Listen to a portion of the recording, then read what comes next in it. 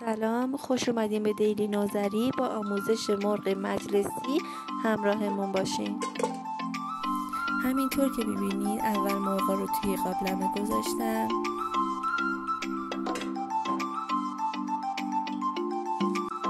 حالا یه دونه پیاز متوسط رو به 4 قسمت تقسیمش میکنم و روی مرغا میریزم.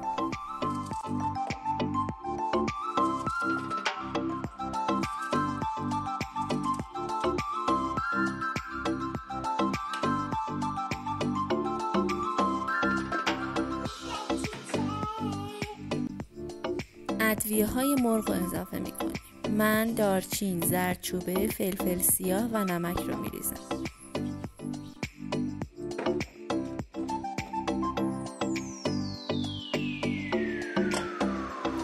ممنون میشم از دیلی نوذری حمایت کنید. سابسکرایب، کامنت، لایک یادتون نره.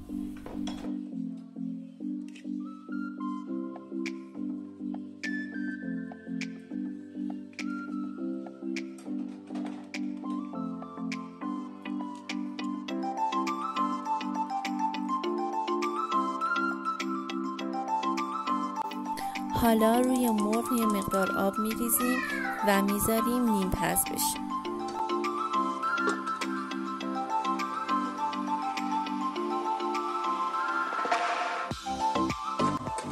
همینطور که میبینید مرغمون نیم پز شده.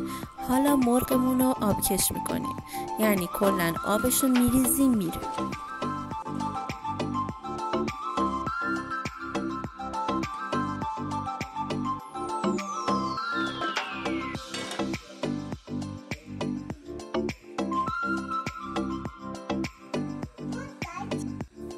روغن میریزیم و میذاریم داغ بشه و مرغامون رو داخل این روغن خوب سرخ میکنیم.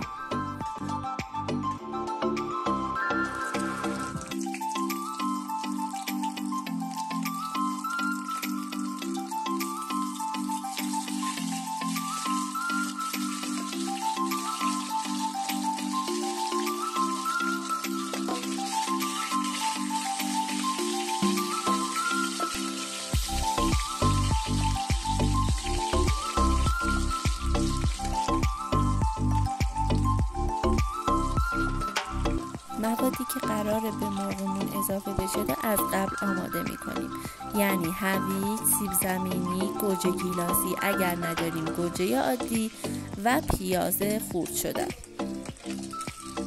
مرغمون که سرخ شده رو گوشه ماهیتابه میذاریم و پیازمون رو اضافه میکنیم و میذاریم سرخ بشه.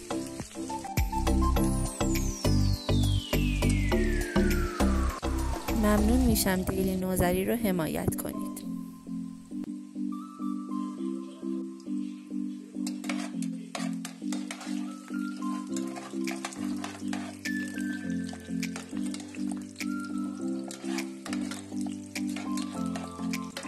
حالا که مرغ و پیازمون خوب سرخ شدن، رب رو اضافه میکنیم و میذاریم ربمون خوب سرخ بشه تا بوی خامی رب قشنگ گرفته بشه.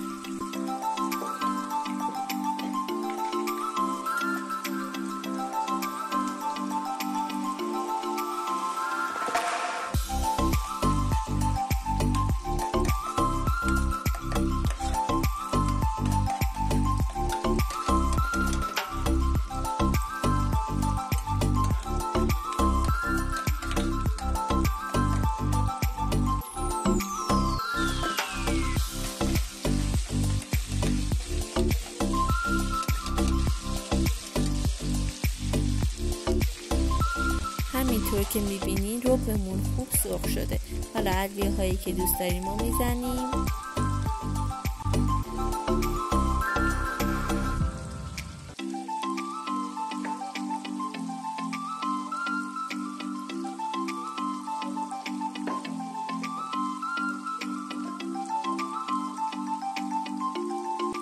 شاید براتون سوال پیش بیاد که چرا دوباره ادویه میزنیم. اون ادویه رو برای مزه‌دار شدن مرغ زدیم و آبش رو کاملا ریختیم دور، دیگه قابل استفاده نبود، اما این ادویه برای مزه‌دار شدن ربمون هستش.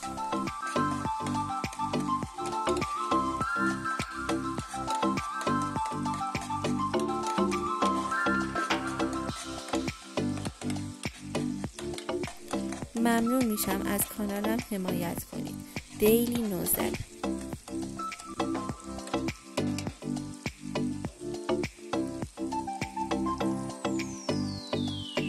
حالا مرغامون رو خوب با رب تفت میدیم و آغشته میکنیم به رب.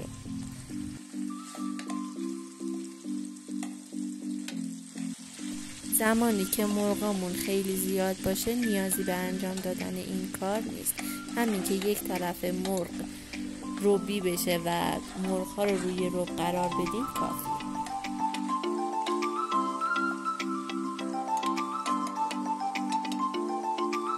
مواد دیگه‌مون رو اضافه میکنیم به مرغ، یعنی هویج، سیب زمینی و گوجه هامون. من گوجه گیلاسی که داخل فریزر یخ زده بود و اضافه کردم بود.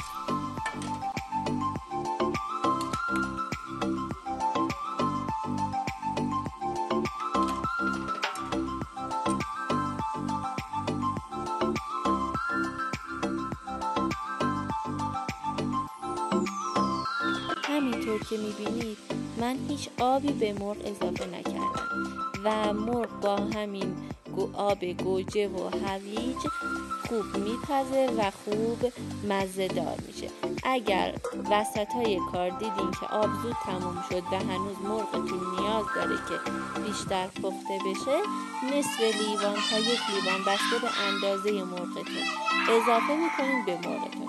خیلی آبکیش نکنین، زیرش رو کم کنین و بذارین آروم آروم با آب خودش خوب پخته بشه و مزه دار بشه. من اینجا چون مرغم بی آب شده بود یه مقدار آب بهش اضافه کردم. اینم از مرغ مجلسیمون. بسیار بسیار خوشمزه و خوشطعم هستش، به خصوص برای کسایی که به شدت از بوی مرغ بدشون میاد و حساس هستن به بوی مرغ.